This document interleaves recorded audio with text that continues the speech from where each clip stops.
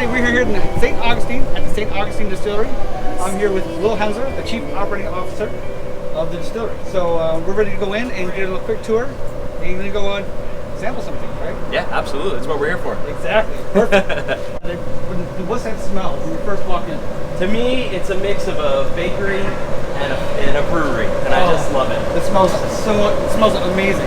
Our distillery operates in a historic ice manufacturing facility. It's over 100 years old. It was built in the early 1900s. Started as a power plant, actually provide power to the residents of St. Augustine. Shortly thereafter, it transformed into an ice manufacturing facility. So they would actually create block ice here that was used to be distributed in town, was used in people's ice boxes. This is all before refrigeration.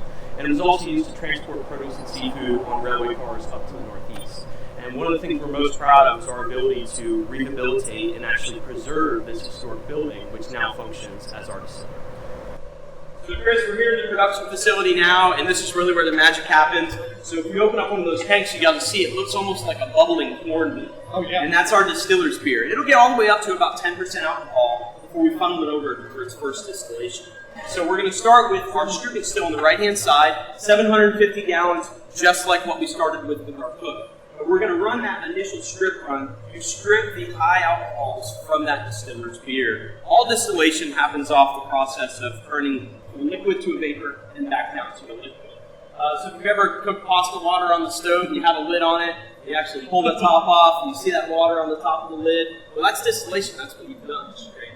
Is there alcohol in there? No, not in mine. Every still gets a name. We call our refining still Ella, named after Ella Fitzgerald, because she was a refined jazz singer, and she does all the work here in the building. And the refining still is where it's going to get to actually start to become whiskey. So our product's going to come off the still somewhere around 150 proof or so. And our distillers are here about 5 or 6 in the morning every day. And when they're starting these refining runs, they have the really challenging job of drinking 150 proof whiskey at about 7 or 8 in the morning.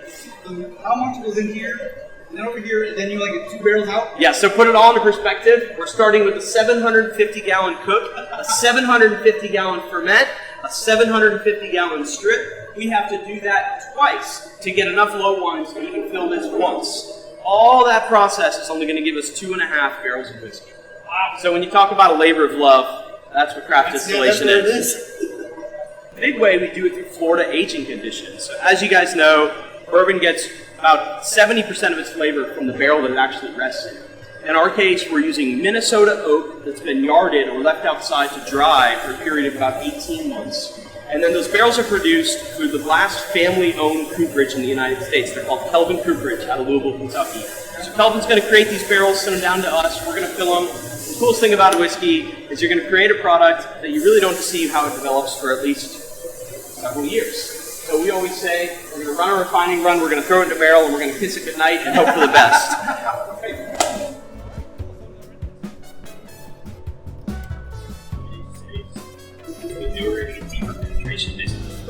That is actually our penetration line. That's how far the whiskey is moving. It's pretty wild. It is.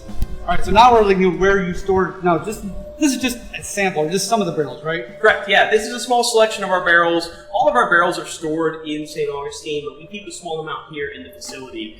And this is actually some of the oldest bourbon we've produced. Barrels around this here are as old as 7 years old, which as far as Florida standards is some pretty old bourbon. People are doing everything by hand? All of our bottles are hand bottled. And what's cool about our process, it's actually done through a gravity feed system. So what we're going to do, we're going to take a tank or a tote of finished spirit. Now, our spirit of focus here is bourbon, but we also produce vodka, gin, and rum, all of which are hand bottled in the facility. So we'll take a completed tote, put it on top of the bottling room here, and we're actually going to funnel it down in through a hose, and it's going to fill about 6 bottles at a time. And we have 2 fillers, each of which do 6 bottles at a time, so a total of 12 bottles in process. And we're going to fill them by hand, we're going to apply caps by hand, throw the labels on, and fill our pallets. So if you've ever tried St. Augustine Distillery products, everything you've tried has been hand bottled in this facility. Cool, so what's next?